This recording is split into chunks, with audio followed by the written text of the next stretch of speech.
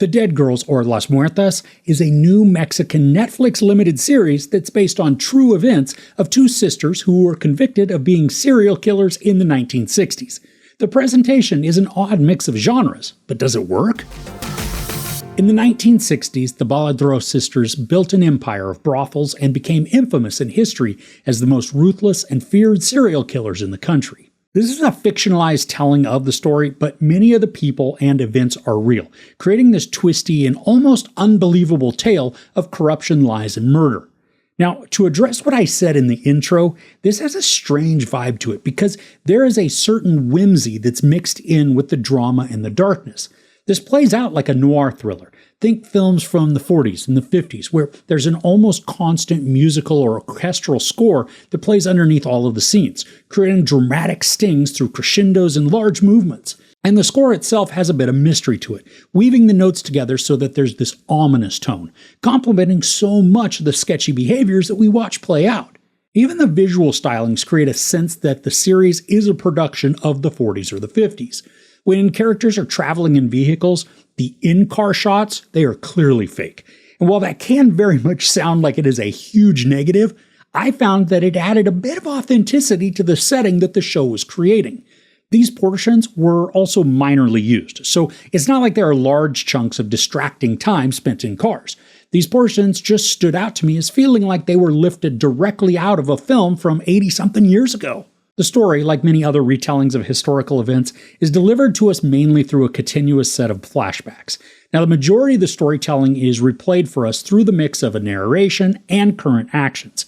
An unseen interviewer is gaining background and insight into the Baladro sisters, so we hear accounts that lead us through the timeline, but they don't dominate the style of storytelling. Most of what we see are the interactions that take place between all of our characters.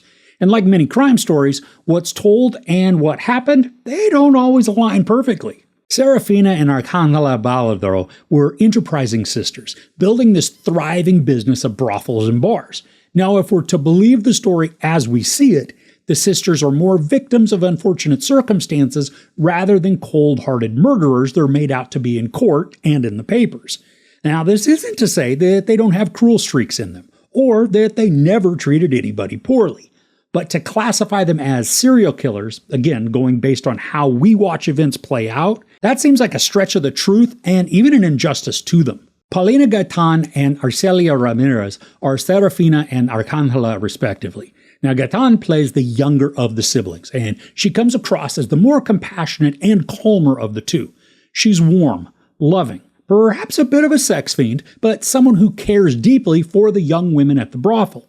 She's also got a temper, so if she is ticked off at somebody, they need to watch out, because depending on the level of scorn that she feels, she could be coming for blood. And with Ramirez, she's the more business-minded and pragmatic sister. She's the one who started the brothels and made them successful, then inviting her sister in to help. Arcangela is regimented, pragmatic, like I said, sometimes cruel, but doesn't lose all of her compassion even when she's punishing the girls for whatever infraction that she sees. The series, while only 6 episodes, it's a big binge. All of the episodes are at least an hour, with the final one being close to 80 minutes. Now, some of this time feels longer than it is because we see repeated events a few different times as the show progresses. Now, sometimes these are helpful to remind us what we'd seen in an earlier episode. Most times, though, they create a sense of meandering storylines that are attempting simply to draw out the length. And because this does center around a brothel, you can expect a fair amount of sex in the show. Sometimes the scenes are drawn out or extended to show the passion of a relationship. These also run the risk of becoming exploitative rather than story enhancement.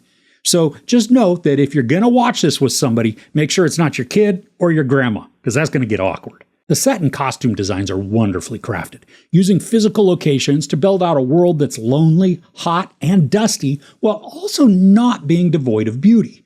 The surroundings are kind of like a step up from a Western film, with swinging wooden saloon doors, unswept floors, and then some dim lighting. Except inside the brothel, everybody is dressed to the nines, like they would feel right at home in a New York club. The production does an excellent job at transporting us to the early 60s, stripping away all of the technology and then using a color grading that is slightly desaturated to create this hazy and nostalgic aesthetic. and earth tones dominate the color palette, which then allows any scene that features blood to really pop off the screen and become dynamic. Now, the story presentation, it's a little confusing from an emotional investment standpoint. While the sisters aren't always the most upstanding of citizens, they're typically not the bloodthirsty duo that they're made out to be. They're endearing and sympathetic, usually reacting more to unforeseen circumstances than creating trouble. But when the accusations start to fly, the storytelling turns into more of a witch trial, with people just clamoring over each other to place blame on the sisters to ideally keep themselves out of trouble. And because this is a fictionalized telling of the true events, it's difficult to determine what remained as facts and what was embellished for dramatic purposes. In the end, I don't think it matters too much because I wasn't watching this in hopes that it would be a documentary. I wanted a crime drama, and this delivered a somber and ominous noir thriller filled with deception, scheming, betrayal, love, and murder. And because of the whimsically nostalgic presentation, this might not work for everyone, but I found the callbacks to older works very engaging. And while the plot progression can become repetitive at times, and the pacing sometimes drags due to unnecessary lingering sequences, the characters are endearing and formidable, mixing ferocity and passion in a powerful concoction, whether it be through love or rage. If you're looking for a thrilling drama with rich characters, consider giving this one a go. There's a ton of sex and nudity, a lot of profanity, then a bunch of violence. I give The Dead Girls, or Las Muertas, 4 out of 5 couches. Now, I am a huge fan of non-English crime shows. Are there any that you've liked that you can recommend to me? Let me know about them in the comments below. If you enjoyed this review, please give it a like. Also, don't forget to share and subscribe.